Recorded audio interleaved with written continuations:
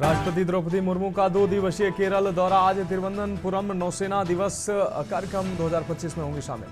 संसद के शीतकालीन सत्र का तीसरा दिन आज संसद के दोनों सदनों में एसआईआर पर हंगामा होने के आसार। जनगणना 2027 2 फेज में होगी। पहला चरण अप्रैल 2026 और दूसरा चरण फरवरी 2027 में होगा। राहुल गांधी के सवाल का गृह मंत्रालय ने दिया जवाब। सीएम रेवंत रेड्डी आज प्रधानमंत्री मोदी से करेंगे मुलाकात। तेलंगाना राइजिंग समिति का देंगे न्योता। पंजाब में किसानों का रेल रोकने का ऐलान। 19 जिलों में 26 जगह पटरियों पर बैठेंगे। 5 दिसंबर को 2 घंटे प्रदर्शन करेंगे किसान। राजस्थान में शीतलहर का अलर्ट। बीकानेर में तापमान 4.7। मध्य प्रदेश के भोपाल और इंदौर में पारा 9 डिग्री के नीचे आया। बिहार में कोहरे से 11 फ्लाइट लेट। खबरों का सारथी। नमस्कार, मैं हूं मनोज मानस। लाइव न्यूज में आपका स्वागत है और अब खबरें विस्तार से। दिल्ली से अहम खबर। राष्ट्रपति द्रौपदी मुर्मू का केरल दौरा। आज 2 दिवसीय केरल दौरे पर जाएंगे राष्ट्रपति द्रौपदी मुर्मू। तिरुवनंतपुरम में नौसेना दिवस कार्यक्रम में शामिल होंगी राष्ट्रपति। नौसेना के ऑपरेशनल डेमो को देखेंगी राष्ट्रपति द्रौपदी मुर्मू।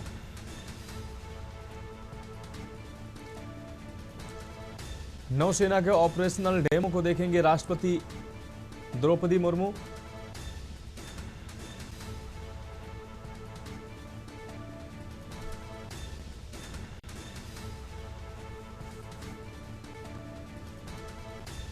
और इस बीच सीधे आपको लिए चलते हैं संसद भवन, जहां पर दोनों सदनों की कार्रवाई शुरू हो चुकी है। हम लोकसभा की तस्वीरें आपको दिखा रहे हैं। वैसे दोनों सदनों, लोकसभा और राज्यसभा की दोनों की कार्रवाई शुरू हो चुकी है। लोकसभा की हम कार्रवाई आपको जिसकी सीधी तस्वीरें दिखा रहे हैं। निधन के बारे में सूचित करना है। श्री काली प्रसाद पांडे 8वीं लोकसभा के सदस्य थे और बिहार के गोपालगंज संसदीय क्षेत्र का प्रतिनिधित्व करते थे। वे बिहार विधानसभा में भी सदस्य रहे। श्री काली प्रसाद पांडे का दिनांक 22 अगस्त 2025 को 78 वर्ष की आयु में दिल्ली में निधन हुआ। श्री रामेश्वर डूडी राजस्थान के बीकानेर संसदीय निर्वाचन क्षेत्र से 13वीं लोकसभा के सदस्य थे तथा वे खाद्य नागरिक आपूर्ति और सार्वजनिक वितरण समिति के सदस्य रहे। वे राजस्थान विधानसभा के सदस्य भी रहे और उन्होंने विधानसभा में नेता प्रतिपक्ष के रूप में अपनी सेवाएं दी। श्री रामेश्वर डूडी का निधन 62 संख्या 1 के भाग गा पर अपने नाम के सम्मुख अंकित प्रपत्र सभा पटल पर रखता हूं। श्रीमान बंडी संजय कुमार जी। महोदय, मैं आज के संशोधित कार्यवाही में क्रम संख्या 1D पर मेरे नाम के सम्मुख को लिखित दस्तावेज सभा पर रखता हूं। श्रीमान मुरलीधर मोहेल जी। आदरणीय सभापति महोदय, मैं आपकी अनुमति से आज की संशोधित कार्य सूची में क्रम संख्या 1E पर मेरे नाम के सामने सूचीबद्ध दस्तावेजों को सदन के पटल पर रखता हूं। Statements of the Department Related Parliamentary Standing Committee on Social Justice and Empowerment, Shri Narayana Khogarappa. Declare two statements, Hindi and English versions of the Standing Committee on Social Justice and Empowerment 25-26 as listed against my name at serial number 2 in the today's list of.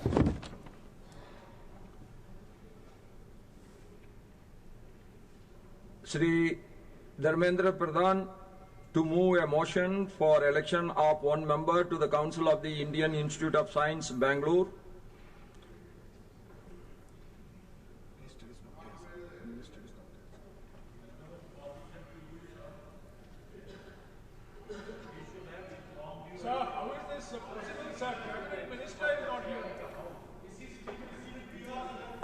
I'll talk to them.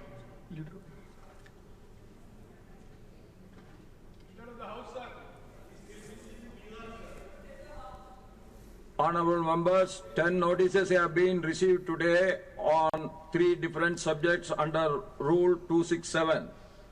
Since none of these notices received today are in adherence to the requirement of the rules and directions imported by the chair on 8th December 2022 and 19th December 2022. I am not admitting any of the notices.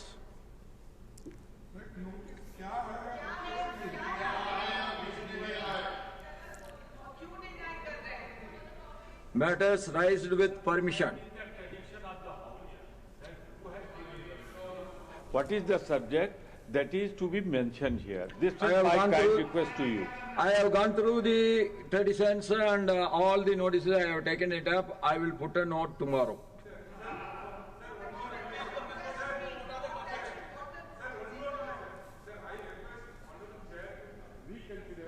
The decision on 8th December and 19th December, because even Supreme Court reviews its own decision.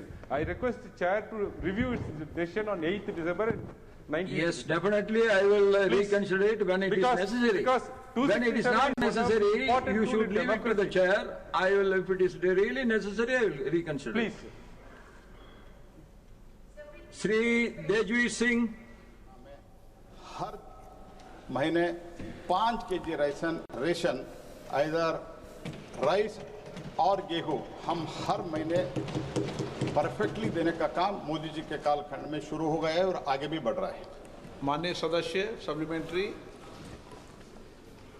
खाद्य एवं सार्वजनिक वितरण मंत्री यह बताएंगे कि सरकार यह सुनिश्चित करने के लिए तत्काल क्या कदम उठाएगी कि मेरे संसदीय क्षेत्र की सभी पात्र जनजातीय परिवार जिनमें से अनेकों को बीपीएल सूचियों तथा अंत्योदय अन्न योजना AAY से गलत तरीके से बाहर रखा गया है, सही पहचान की जाए और उन्हें बीपीएल राशन कार्ड जारी किए जाएं तथा अंत्योदय अन्न योजना के अंतर्गत शामिल किया जाए। बी, औपचारिक रूप से बीपीएल AAY सूची में शामिल किए जाने तक ऐसे परिवारों को सब्सिडी वाले खाद्यान्नों की निर्बाध आपूर्ति के लिए क्या अंतरिम व्यवस्था की जाएगी और इन उपायों माननीय को सदस्य, जब तारांकित प्रश्न होता है, स्टार क्वेश्चन होता है, तब संक्षिप्त में प्रश्न पूछते हैं, 1 2 3 4 नहीं। धन्यवाद। माननीय मंत्री जी। सर, जो बेनिफिशियरी को डिसाइड करना है, बेनिफिशियरी को अंत्योदय अन्न योजना में हो, वो टारगेटेड पब्लिक डिस्ट्रीब्यूशन में हो, वो जो 5 केजी देते हैं अंत्योदय अन्न योजना में हम हर व्यक्ति को 7 केजी देते हैं। उसमें जो कार्ड वितरण करना है, किसको कार्ड देना है, उसका काम राज्य सरकार करते हैं, लेकिन समय समय पर टेक्नोलॉजी के आधार पर जो इनएलिजिबल क्राइटेरिया जो है, एलिजिबल क्राइटेरिया वो स्टेट गवर्नमेंट डिसाइड करते हैं। अगर उसमें कुछ गलत दिखते हैं तो हम इधर टेक्नोलॉजी के द्वारा सर्वे करके स्टेट गवर्नमेंट को बताते हैं। अल्टीमेटली वेरिफिकेशन करके किसको देना किसको नहीं देना। तो इस बीच दोनों सदनों की कार्रवाई शुरू हो चुकी है। लोकसभा और राज्यसभा दोनों सदनों की कार्रवाई शुरू हो चुकी है। हम लोकसभा और राज्यसभा के अंदर की तस्वीरें हम आपको दिखा रहे थे, लेकिन इस बीच जो बड़ी खबर सामने आ रही है, संसद के बाहर विपक्ष का प्रदर्शन देखने को मिल रहा है। संसद के बाहर विपक्षी दलों ने प्रदर्शन किया है। संसद के बाहर विपक्ष का प्रदर्शन आज फिर देखने को मिल रहा है। तो संसद की कार्रवाई का आज तीसरा दिन। इंडी गठबंधन के सांसदों का विरोध प्रदर्शन आज भी जारी है। कल भी यह विरोध प्रदर्शन देखने को मिला था। नए लेबर कोड के खिलाफ संसद परिसर में प्रदर्शन देखने को मिल रहा है। संसद के बाहर संसद परिसर में ही विपक्ष का विरोध प्रदर्शन। दिल्ली से इस वक्त की अहम खबर आपको दिखा रहे हैं। दोनों सदनों की कार्रवाई शुरू हो चुकी है। आज शीतकालीन सत्र का तीसरा दिन और तीसरे दिन भी विपक्ष का प्रदर्शन जारी है। इंडी गठबंधन के सांसदों का विरोध प्रदर्शन संसद परिसर में जारी है। नए लेबर कोड के खिलाफ संसद परिसर में प्रदर्शन। इंडी गठबंधन के सांसदों ने यह प्रदर्शन किया है। ये तस्वीरें हम आपको दिखा रहे हैं। संसद के बाहर विपक्ष का प्रदर्शन। तो कल भी विपक्ष ने बैनर पोस्टर लेकर नारेबाजी करते हुए एसआईआर का विरोध किया था और एसआईआर पर चर्चा करने की मांग की थी। और आज एक बार फिर से विपक्ष का प्रदर्शन देखने को मिल रहा है। आज नए लेबर कोड के खिलाफ संसद परिसर में प्रदर्शन कर रहा है विपक्ष। ये तस्वीरें हम आपको दिखा रहे हैं।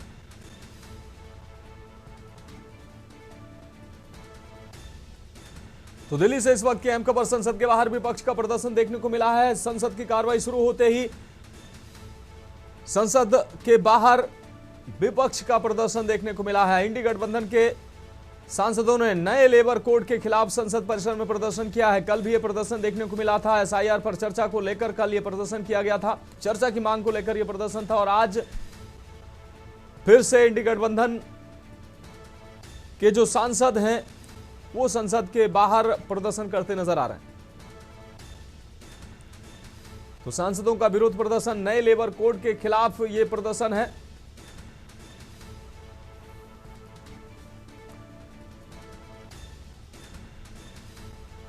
तो दिल्ली से इस वक्त की अहम खबर अपने दर्शकों को दिखा रहे हैं। शीतकालीन सत्र का आज तीसरा दिन, सदन के दोनों सदनों की, लोकसभा और राज्यसभा की कार्रवाई शुरू हो चुकी है, लेकिन सदन के बाहर इंडी गठबंधन के सांसदों का विरोध प्रदर्शन आज जारी है। नए लेबर कोड के खिलाफ संसद परिसर में प्रदर्शन देखने को मिला है। कल भी विपक्ष के सांसदों ने एसआईआर के विषय पर चर्चा की मांग को लेकर प्रदर्शन किया था और आज एक बार फिर से संसद के बाहर विपक्ष का प्रदर्शन जारी है। शीतकालीन सत्र का आज तीसरा दिन और एक बार फिर से शीतकालीन सत्र का हंगामेदार आगाज हुआ है और ये सत्र भी कहीं ना कहीं प्रदर्शन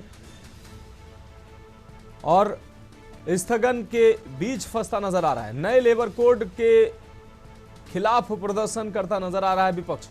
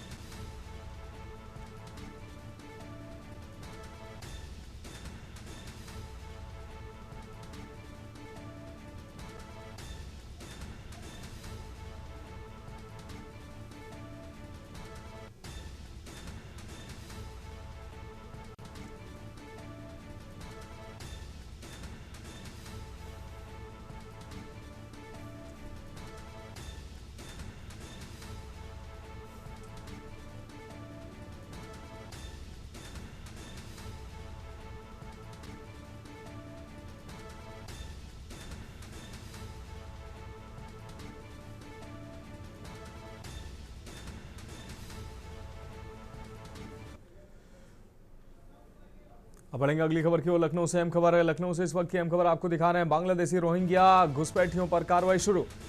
तो लखनऊ से इस वक्त की अहम खबर, बांग्लादेशी घुसपैठिया रोहिंग्याओं पर कार्रवाई शुरू हुई है। बांग्लादेशी रोहिंग्या घुसपैठियों पर कार्रवाई शुरू की गई। लखनऊ से इस वक्त की अहम खबर आपको दिखा रहे हैं।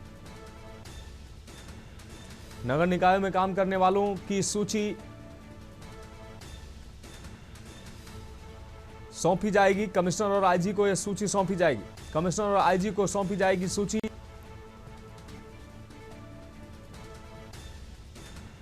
तो लखनऊ से इस वक्त की बड़ी और अहम खबर, बांग्लादेशी रोहिंग्याओं पर कार्रवाई शुरू की गई है। यूपी के हर मंडल में डिटेंशन सेंटर बनाने के निर्देश दिए गए। सीएम के निर्देश के बाद एक्शन में प्रशासनिक अमला। तो लखनऊ से अहम खबर, बांग्लादेशी रोहिंग्या घुसपैठियों पर कार्रवाई शुरू। बांग्लादेशी रोहिंग्या घुसपैठियों पर कार्रवाई शुरू हो गई है। राजधानी लखनऊ से यह कार्रवाई शुरू की गई है। आपको बता दें, नगर निकायों में काम करने वालों की सूची तैयार होगी। कमिश्नर और आईजी को सौंपी जाएगी यह सूची।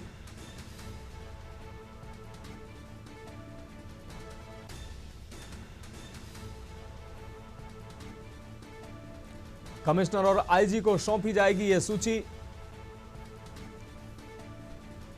यूपी के हर मंडल में डिटेंशन सेंटर बनाने के निर्देश दिए गए।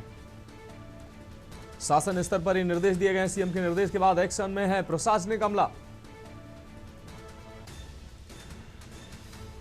तो लखनऊ से अहम खबर, बांग्लादेशी रोहिंग्या घुसपैठियों पर अब कार्रवाई शुरू हो चुकी है।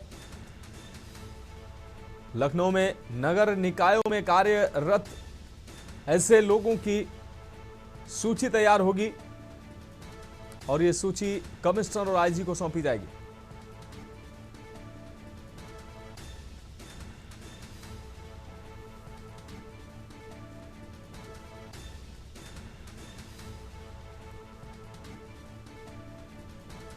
कमिश्नर और आईजी को सौंपी जाएगी ये सूची।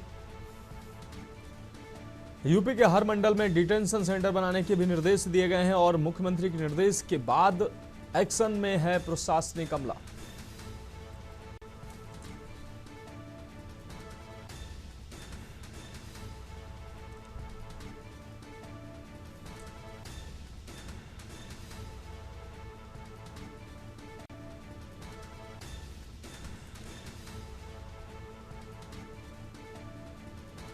मनीष तिवारी हमारे संवाददाता अधिक जानकारी के लिए हमारे साथ जुड़ गए हैं।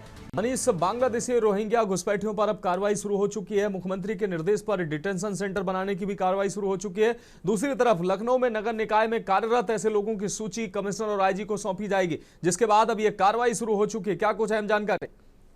जी बिल्कुल, जिस प्रकार से देखा जाए मुख्यमंत्री के आदेश पर जो है सभी जिले के डीएम को आदेश दिया गया था, जितने भी उत्तर प्रदेश में जो घुसपैठियां हैं उनको चिन्हित किया जाए, उनके लिए एक सेंटर बनाया जाए जहां पर उनको रखा जाए, जिसको देखते हुए जो है कार्रवाई के तहत जो है नगर निगम ने इसकी पहल की और पहल के अंतर्गत नगर निगम की जिन जमीनों है जो लोग बाहर से आकर के रह रहे हैं झुग्गी झोपड़ी बना करके, और उनके देखा जाए तो उनके पास हालांकि वोटर आईडी कार्ड या लाइसेंस इन चीजों की सुविधाएं जरूर हैं, लेकिन नगर निगम की अवैध झुग्गी झोपड़ी हैं जिस पर नगर निगम की टीमें और पुलिस की टीमें हालांकि जाके जांच कर रही है। इसी के तहत जो है उनके द्वारा जो है एक लिस्ट बनाई गई है जो पुलिस के आला अधिकारियों को जो है सौंपी जाएगी। तो कह सकते हैं कि घुसपैठियों को लेकर के जो मुख्यमंत्री का जो आदेश पहले पारित किया गया था उसी के तहत जो है ये कार्रवाई देखने को मिल रही है। जी हाँ, निश्चित रूप से अगर अब मनीष अगर देखा जाए, अब पिछले बार जो जानकारी ये खुलासा सामने आया था, नगर निगम नगर निकायों में बड़ी संख्या में रोहिंग्या बांग्लादेशी जो है वो नौकरी कर रहे हैं, उनको संविदा पर रखा गया है, और जिसके बाद जब ये खबर सामने आई उसके बाद अब कान खड़े हुए, तमाम शोर शराबा हुआ। लेकिन अब जिस तरीके से रोहिंग्या बांग्लादेशियों को चिन्हित किया जा रहा है, मुख्यमंत्री ने भी निर्देश दिए, जिसके बाद ही अब बड़ी कार्रवाई शुरू हो चुकी है।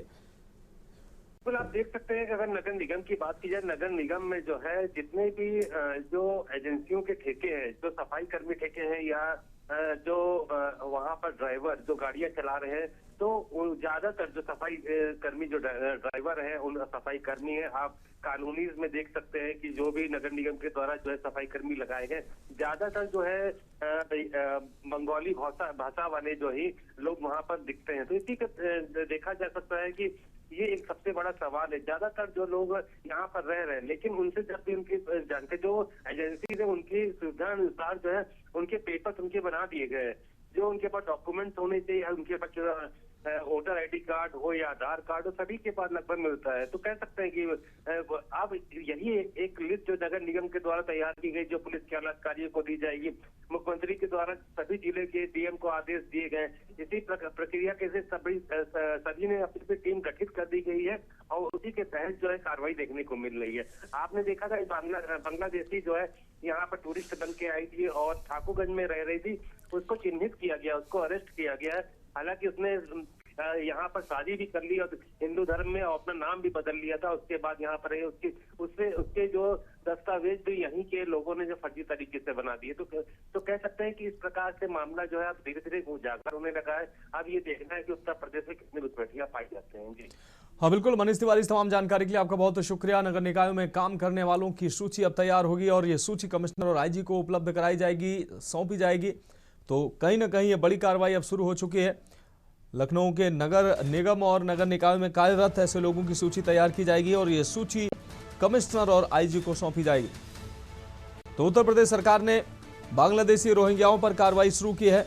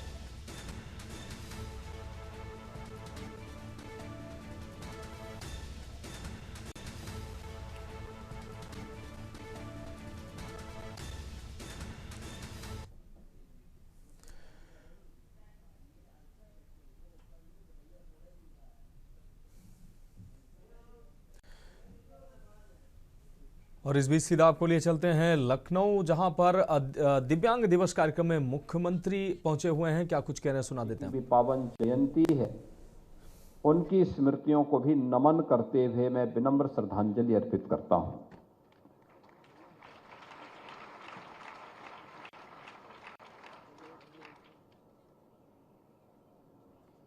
भारत के ऋषि परंपरा ने हमेशा हमें इस बात के लिए प्रेरित किया है कि व्यक्ति की शारीरिक बनावट उसकी क्षमता का निर्धारण नहीं करती है।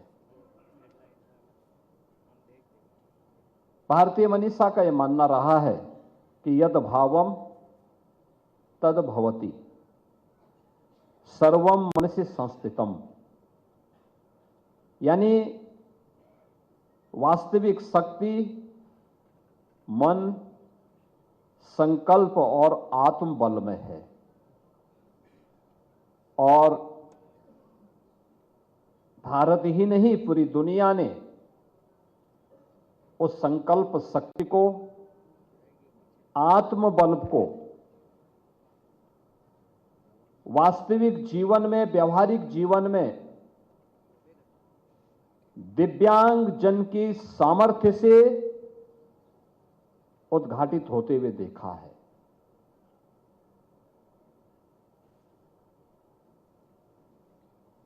हमारे यहां एक गीता है, अष्टावक्र गीता। ऋषि अष्टावक्र के द्वारा उसे रचा गया।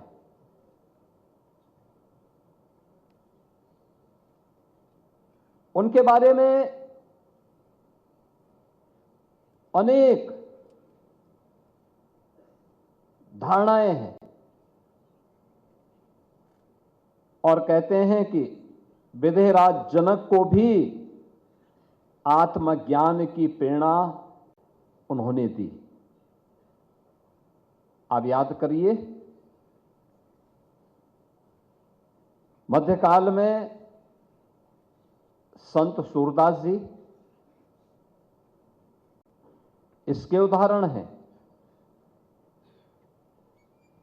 दुनिया के अंदर भी अनेक ऐसे उदाहरण हैं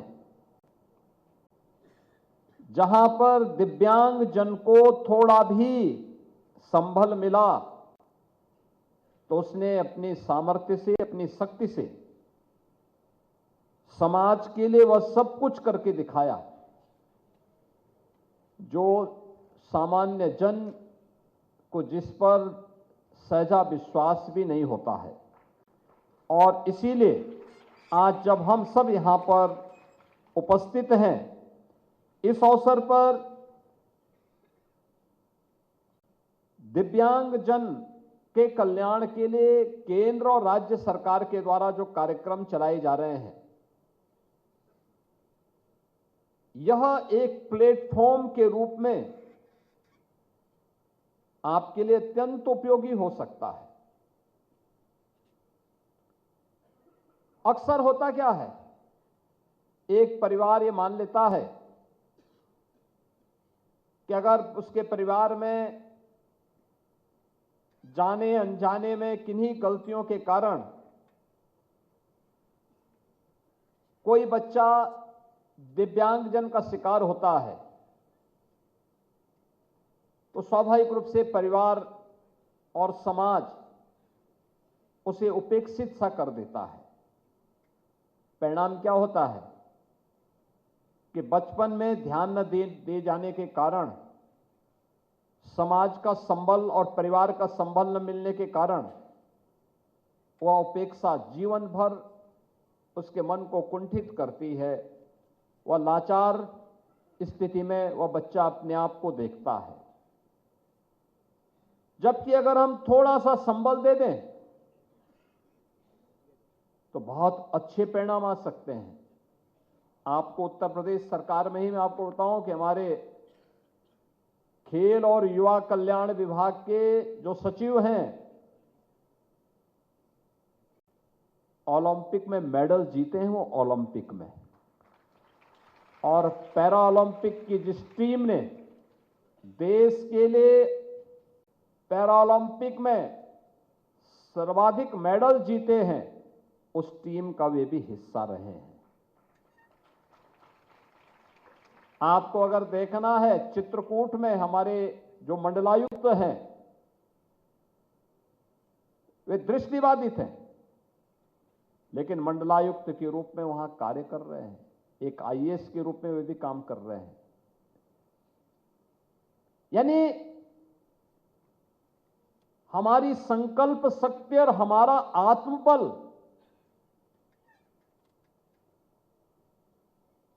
हमारे द्वारा हमारी सामर्थ्य का उदाहरण प्रस्तुत करते हैं।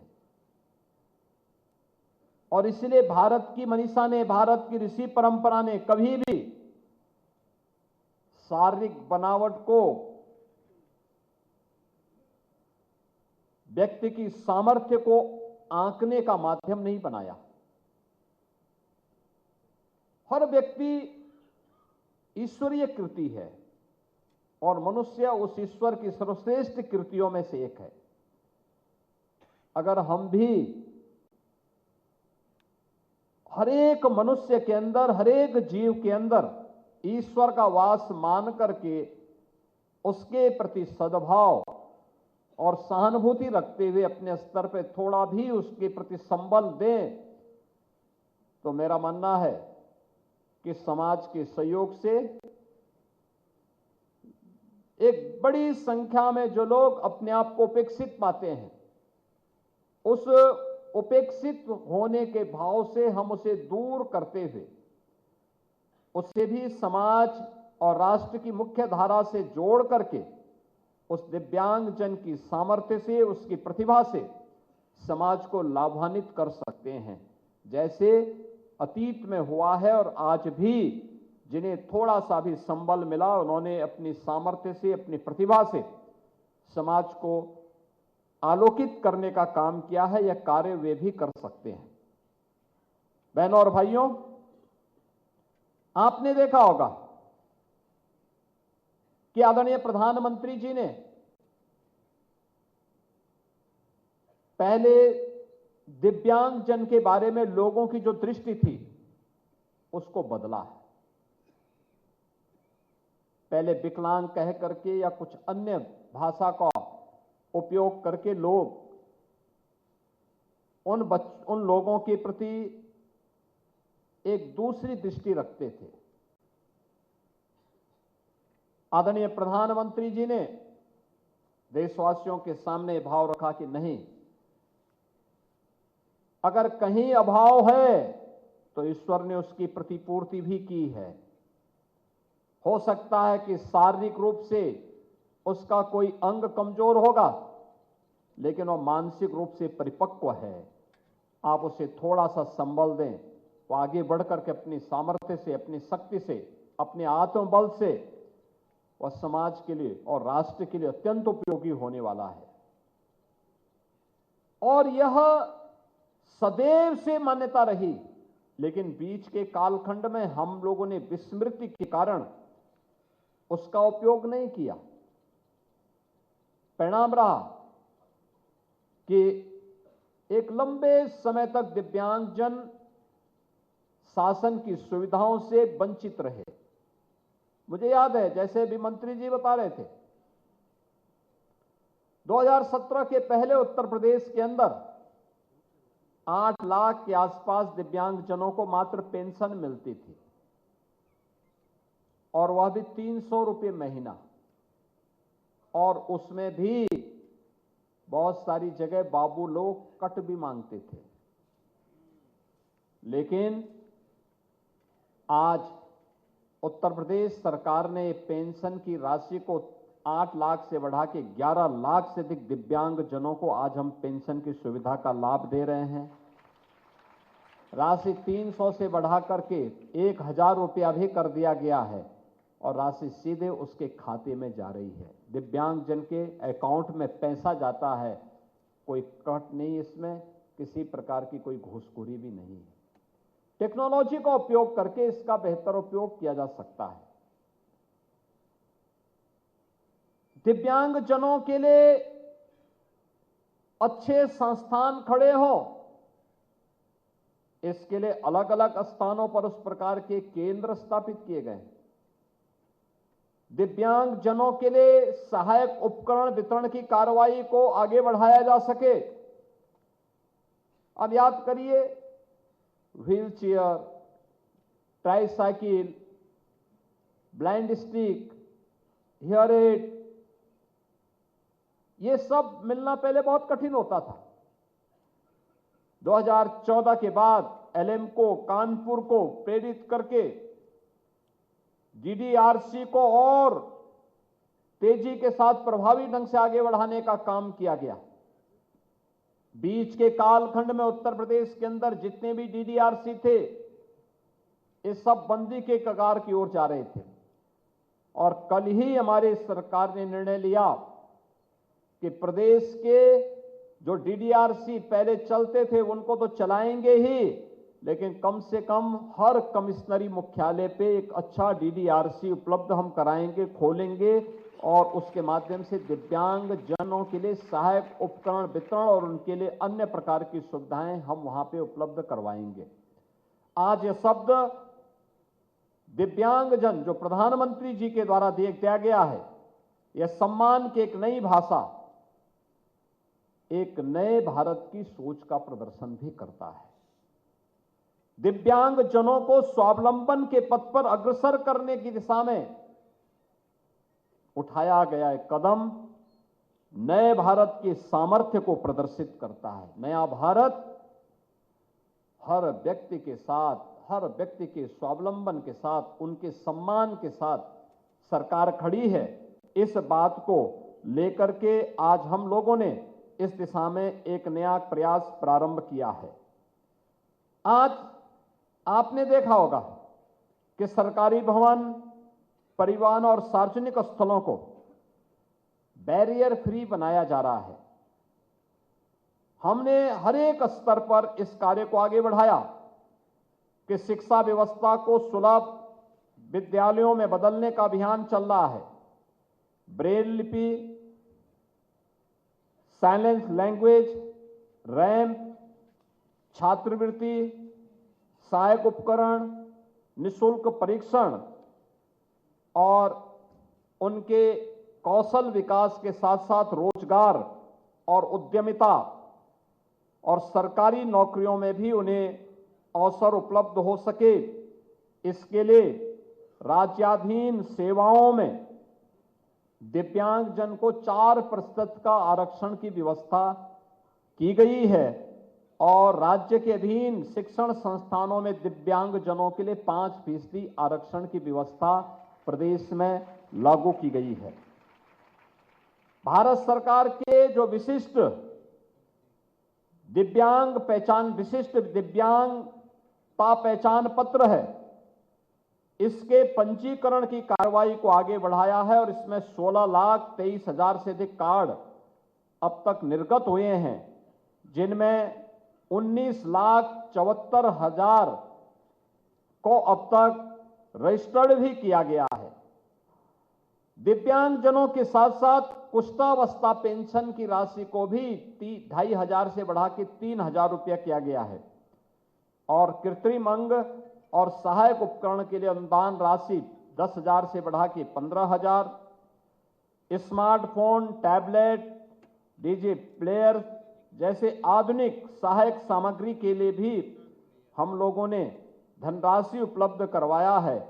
और मुझे बताते हुए प्रसन्नता है कि अब तक हम लोग 3,84,000 से अधिक कृत्रिम अंग उपकरण का कार्य वितरण का काम दिव्यांग जनों को प्रदेश के अंदर कर चुके हैं।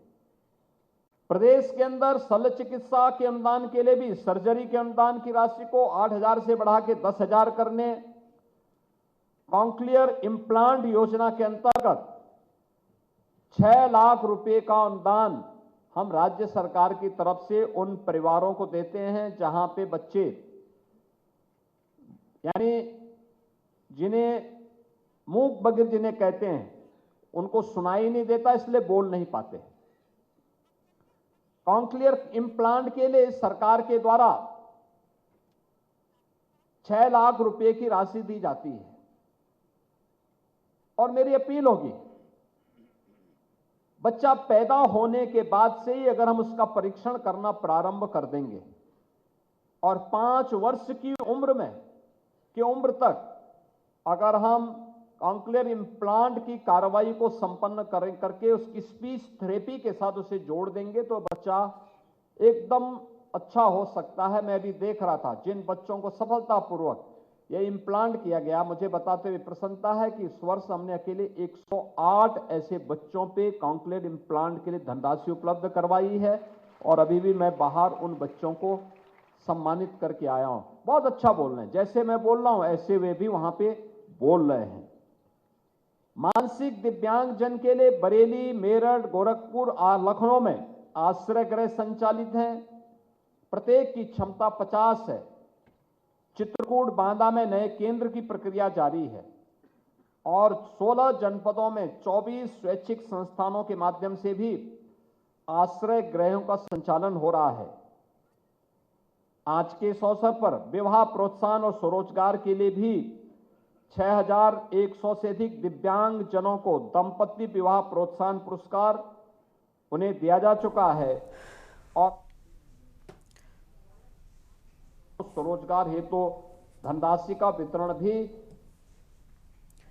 तो विश्व दिव्यांग दिवस पर आप सुन रहे थे मुख्यमंत्री योगी आदित्यनाथ को, उनकी ओर से अहम बातें कही गई हैं। वापस से अपनी खबरों का रुख कर लेते हैं। अहम खबर आपको हम जबलपुर से बताते हैं, जहां पर सतना बिल्डिंग में लगी भीषण आग और कपड़ों की माल गोदाम में भीषण आग की खबर सामने आई है। बड़ी जानकारी आपको हम बता रहे हैं।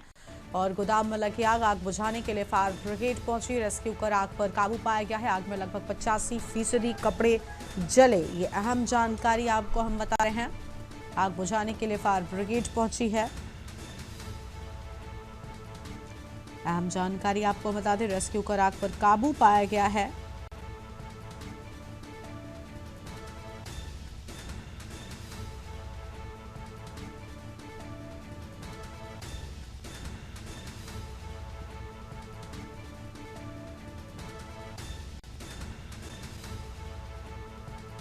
बड़ी जानकारी आपको हम बता रहे हैं।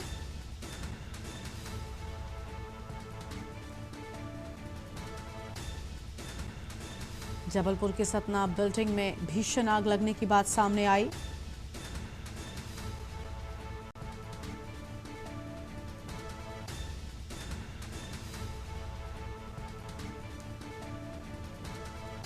आग बुझाने के लिए फायर ब्रिगेड की टीम पहुंची है। बड़ी जानकारी आपको हम बता रहे हैं।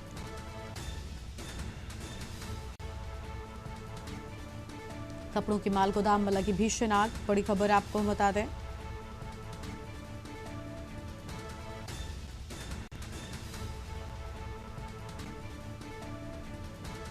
रेस्क्यू कर आग पर काबू पाया गया।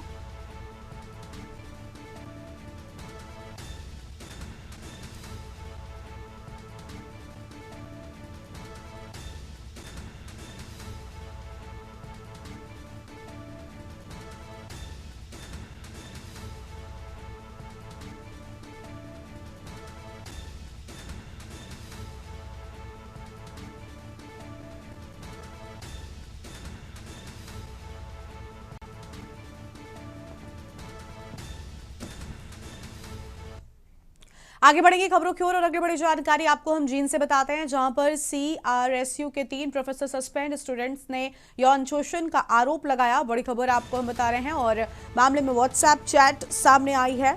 बड़ी जानकारी आपको हम बता रहे हैं। बीवीपी ने मामले को लेकर किया प्रदर्शन, छात्रों ने मुख्यमंत्री और राज्यपाल को भी शिकायत दी है। बड़ी जानकारी आपको हम बता रहे हैं। मामले में व्हाट्सएप चैट सामने आई है।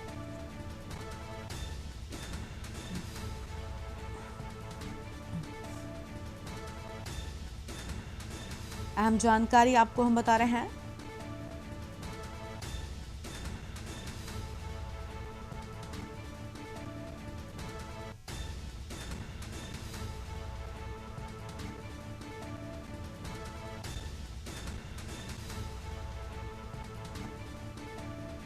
शाह ने मुख्यमंत्री और राज्यपाल को भी दी शिकायत। अहम जानकारी आपको हम बता रहे हैं।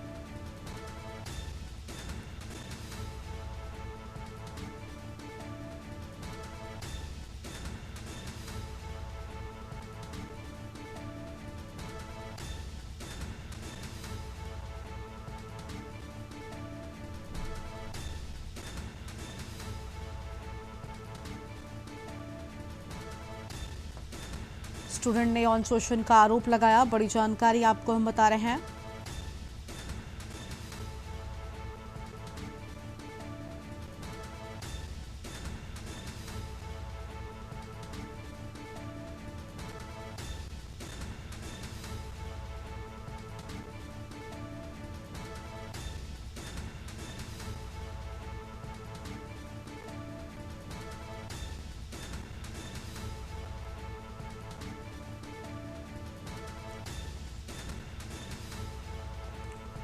मामले में व्हाट्सएप चैट सामने आई है। बड़ी जानकारी आपको हम बता रहे हैं और अगली बड़ी जानकारी का रुख कर लेते हैं। फतेहाबाद से बड़ी खबर। मोबाइल मिलने पर छात्राओं की पिटाई। फोन मिलने पर स्कूल संचालक ने जमकर पीटा।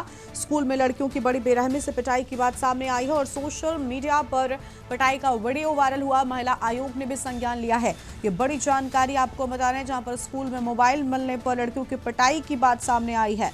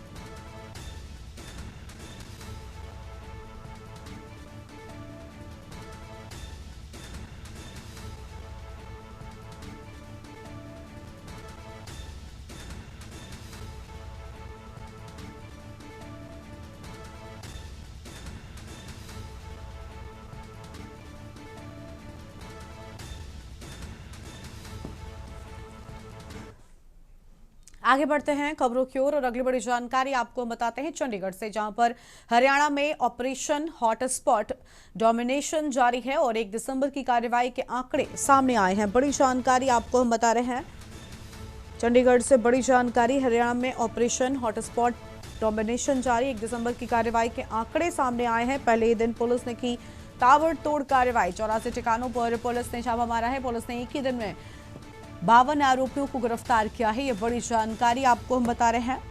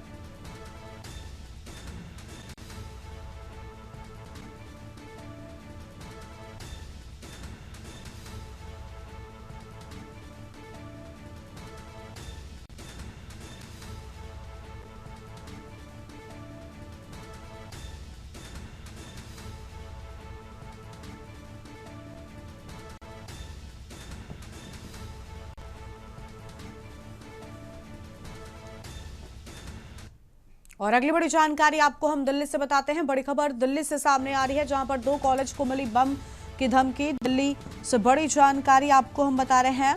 दिल्ली के 2 कॉलेज को बम की धमकी मिली।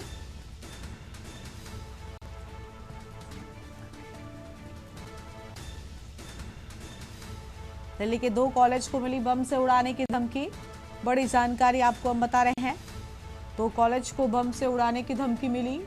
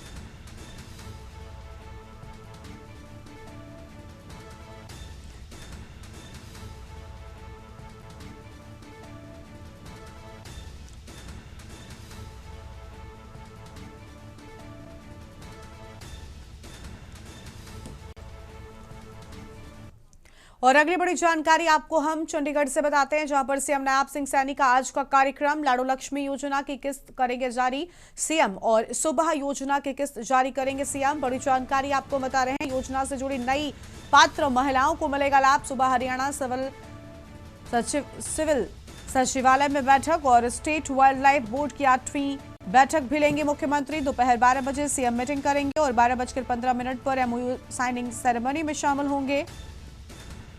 और क्यूए और क्यूसीआई के बीच साइन होगा MOU. Cabinet sub committee animal husbandry department की मीटिंग दोपहर 2 बजे भी मुख्यमंत्री सैनी मीटिंग करेंगे। और Haryana state herbal cooperative federation को लेकर मीटिंग दोपहर 3 बजे। स्मार्ट मीटर लगाने को लेकर बैठक। सरकारी जगहों पर स्मार्ट मीटर लगाने को लेकर बैठक की बात सामने आई। बड़ी जानकारी आपको हम बता रहे हैं।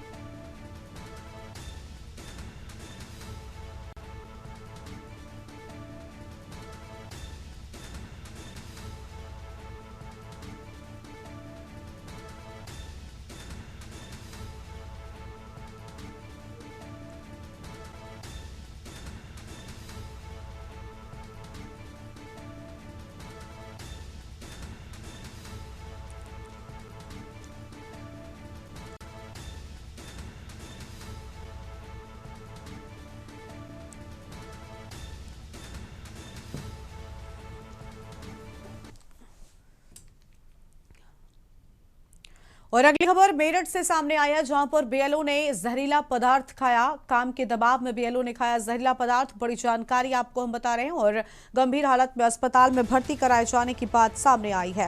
ये बड़ी जानकारी आपको बता दें, मेरठ में बीएलओ ने खाया जहरीला पदार्थ। बीएलओ मोहित चौधरी सिंचाई विभाग में तैनात हैं। अहम जानकारी आपको हम बता रहे हैं। गंभीर हालत में अस्पताल में भर्ती कराया गया है।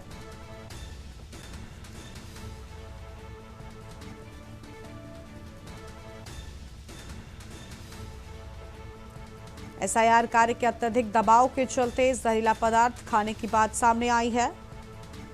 एसआईआर के अत्यधिक दबाव के चलते खाया जहरीला पदार्थ।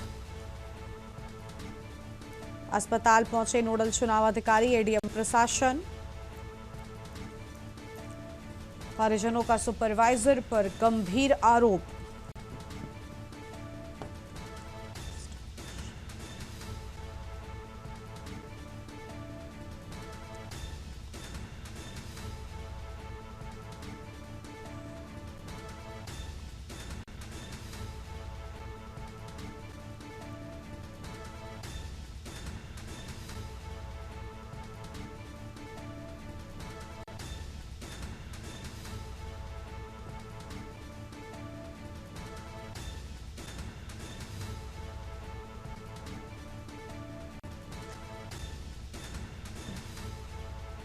गंभीर हालत में अस्पताल में भर्ती कराया गया है। बड़ी जानकारी आपको हम बता रहे हैं।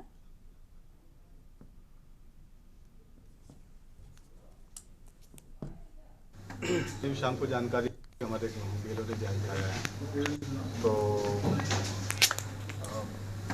जैसा मतलब जैसे जो उनके मतलब और लोग बता रहे हैं, वो लोग बता रहे हैं कि समीक्षा काफी ज़्यादा की जा रही है सुपरवाइजर की तरफ से, और शायद उसका मतलब वो राघव के अभी कुछ बताने की स्थिति में नहीं। मैं पेशेंट से मिलने भी गया था, अभी इसकी स्थिति वैसे स्टेबल है, अभी खतरे से बाहर है, बट अभी वो बात करने की स्थिति में नहीं पहुंचा। ये मामला चल तो कई दिन से रहा है। मेरे हस्बैंड बहुत ज़्यादा डिप्रेशन ले रहे हैं क्योंकि उन्हें बीएलओ के लिए पॉइंट किया गया है। कोई ट्रेनिंग नहीं दी गई है। उन्होंने बताया कुछ नहीं सिखाया गया, सिर्फ बार बार ये बोला जाता है कि फॉर्म्स इकट्ठे करो, फॉर्म्स इकट्ठे करो। 3-3 बार बोल रखा है कि 3-3 बार जाओ घर पे, लेकिन उसके बाद वो 6-7 बार जा चुके हैं सभी के घर पे। कोई मिलता नहीं है, कोई फॉर्म देता नहीं है, कोई फिल नहीं करता है।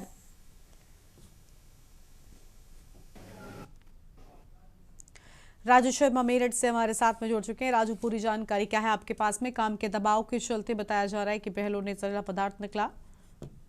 बिल्कुल, देखिए गरिमा, काम के दबाव के चलते एक बीएलओ ने जहरीला पदार्थ निकल लिया, जिसके चलते उसकी गंभीर स्थिति में उसे जिला अस्पताल में भर्ती कराया गया है, जहाँ पर उसका उपचार चल रहा है। बताया गया है कि बीएलओ मोहित चौधरी को बिना ट्रेनिंग दिए बीएलओ के कार्य में लगा दिया गया था और उस पर लगातार दबाव बनाया जा रहा था 100% जो फॉर्म है वो जमा करने के लिए, लेकिन कहीं ना कहीं इस तरीके से उसे ट्रेनिंग नहीं दी गई, उसके चलते वो डिप्रेशन में था। वो जहरीला पदार्थ निकलकर कल जो है उसने मौत को गले लगाने का प्रयास किया, लेकिन गंभीर स्थिति में परिजनों ने अस्पताल में भर्ती कराया है, जहाँ पर उपचार चल रहा है। जानकारी मिलते ही नोडल चुनाव अधिकारी एडीएम प्रशासन भी अस्पताल पहुंचे और पूरे प्रकरण की जांच की मांग की है। साथ ही पूरे जो परिजन थे उनसे भी बातचीत की है।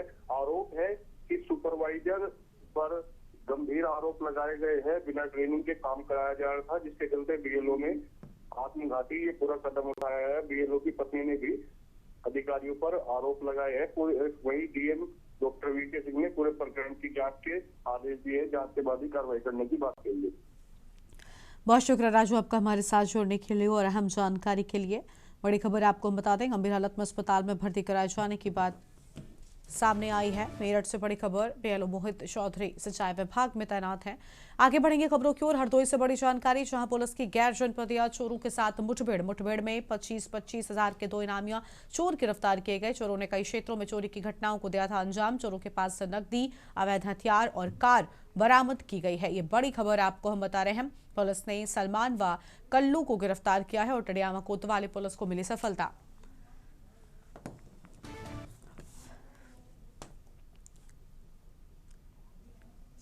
बड़ी जानकारी आपको हम बता रहे हैं।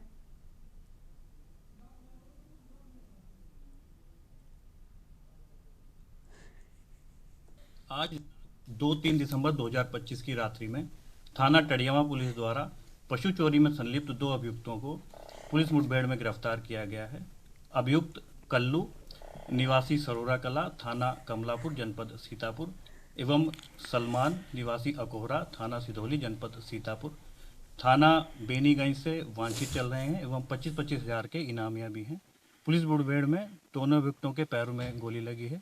इनके पास से 2 तमंचे, 2 जिंदा कारतूस, 2 खोखा कारतूस, 1 गाड़ी वैगनार एवं 22,000 नकदी बरामद हुई है।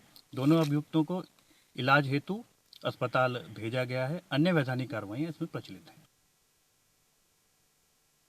बागपत से खबर है जहां पर ग्राहक को लेकर कपड़ा व्यापारियों में खूनी संघर्ष की बात सामने आई है। कपड़ा व्यापारियों के बीच ग्राहक बुलाने को लेकर खूनी संघर्ष, बड़ी जानकारी आपको हम बता रहे हैं। और एक की मौत भी संघर्ष के दौरान हो गई। खुलकर चले धारदार हथियार और लाठी डंडे। दुकानदारों के भिड़ंत के दौरान बाजार में भगदड़ मची। बढ़ौत कोतवाली क्षेत्र के बावली रोड का पूरा मामला सामने आया है। बड़ी जानकारी आपको हम बता रहे हैं।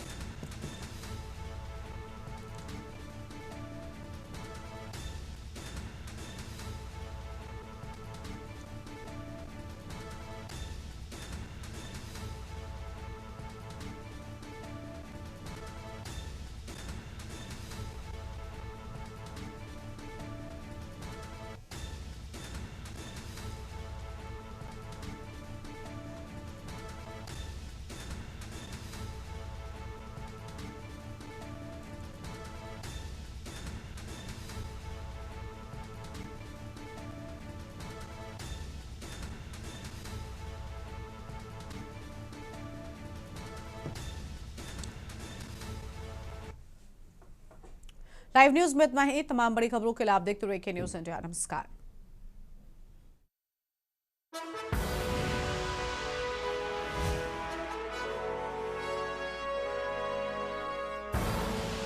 आप देख रहे हैं के न्यूज, खबरों का सारथी।